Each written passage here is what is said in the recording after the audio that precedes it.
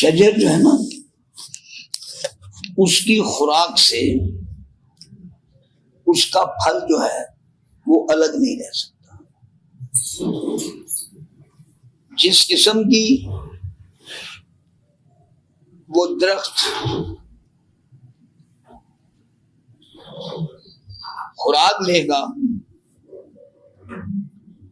اسی قسم کا پھل جو ہے اس پر اس کا اثر پڑے گا.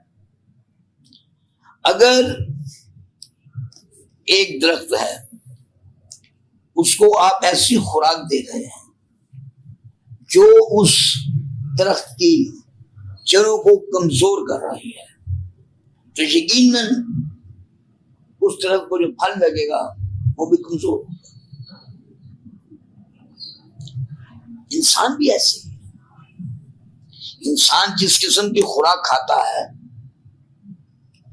اس قسم کا اس کے اندر اعمال کا ایک طوفان ابھرتا ہے, اعمال کی ایک تحریک پیدا ہوتی ہے.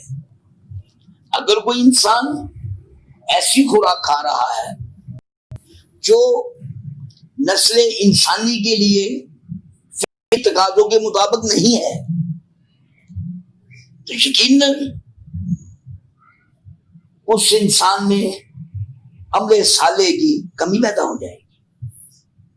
کیونکہ اگر ایک وجود میں عمل صالح کرنا ہے تو اسے وہ خوراک دو جو اس کے لیے توانائی کا باعث بنے. اسے ایسی خوراک نہ دو کہ جس سے اس کا عمل صالح کمزور ہوتا چلا جائے. اس لیے حلال رزق کی بات کی گئی ہے, حلال خوراک کی بات کی گئی ہے. جس طرح عام فہم میں ایک طاقتور خوراک ایک انسانی وجود کو طاقتور بنا دیتی ہے, اس طرح حلال خوراک انسان کے عمل صالح کو استقامت کے مقام پر لے آتی ہے کہ اس میں عمل صالح کے لیے استقام پیدا ہو جاتا ہے, استقامت پہ وہ ثابت قدم رہتا ہے. تو اس لیے میں سمجھتا ہوں کہ ہمیں یہ بات نہیں بھولنی چاہیے کہ خوراک کے اثرات وجود پر پڑتے ہیں, خوراک کے اثرات پیٹ کے پھل پر پڑتے ہیں.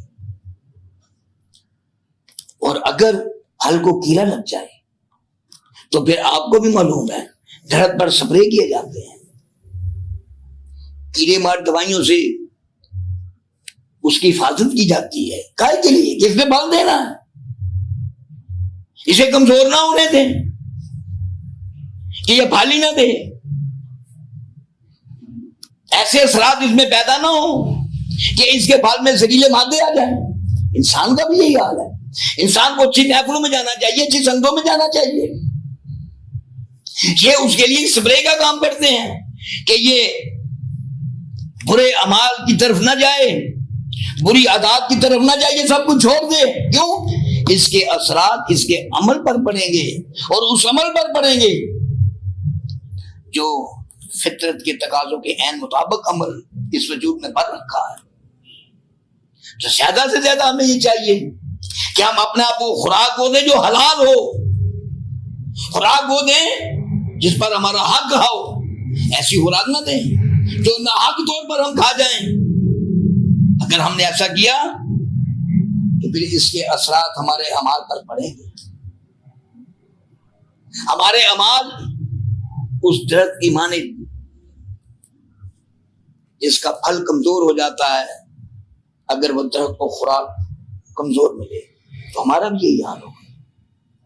تو میں سمجھتا ہوں کہ ہمیں اس بات کو ملحوظ خاطر رکھنا چاہیے کہ ہم جو بھی خوراک کھاتے ہیں ہمارے اعمال اس سے الگ نہیں رہ سکتے.